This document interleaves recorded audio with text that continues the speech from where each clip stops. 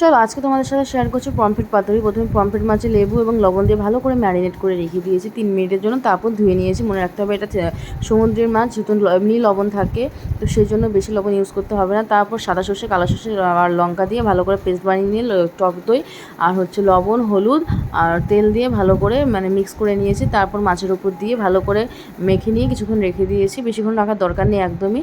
তারপর গিয়ে আমি কলা পাতাটা আগে থেকে সেঁকে নিয়েছিলাম, তার মধ্যে একটু গ্রেভি দিয়ে তারপর মাছটা দিয়ে তারপর কাঁচা লঙ্কা চিড়ে দিয়ে দিয়েছি এবং তারপর কলা পাতাটা ভালো করে মুড়ে সুতো দিয়ে পেঁচিয়ে নিয়েছি যাতে খুলে না যায় এবং বেরিয়ে না আসে। তারপর একটা প্যানের মধ্যে তেল গরম করে এইটা দিয়ে দিলাম, আমি পাতুরিটা দিয়ে দিলাম। পাতুরিটা দিয়ে দিলে এপিট ওপিট করে ভালো করে কিছুক্ষণ ভেজে নেওয়ার পর যখন মনে হবে যে ভাজা হয়ে গেছে, ব্যাস আমি নামিয়ে নিয়েছি। আর দেখতেই পাচ্ছ যে কতটা সুন্দর হয়েছে দেখতে। আর সত্যি কথা বলতে যেমন সুন্দর হয়েছিল, সত্যি কথা বলতে খেতেও দারুণ হয়েছিল। তোমাদের কেমন লাগলো? ভালো লাগে like, comment, share, subscribe. Tata.